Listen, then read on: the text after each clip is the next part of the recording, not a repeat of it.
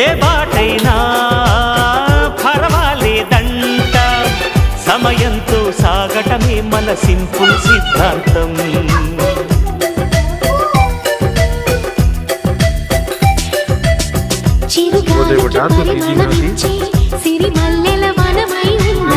గగనాన్ని నేలను కలిపి హరివిల్లుల బంతెన అవుదా, ఆనందం అంటే అర్థం మనమంతా, ప్రతి పూట పాటై సాగే హుషారు సరిగమలో.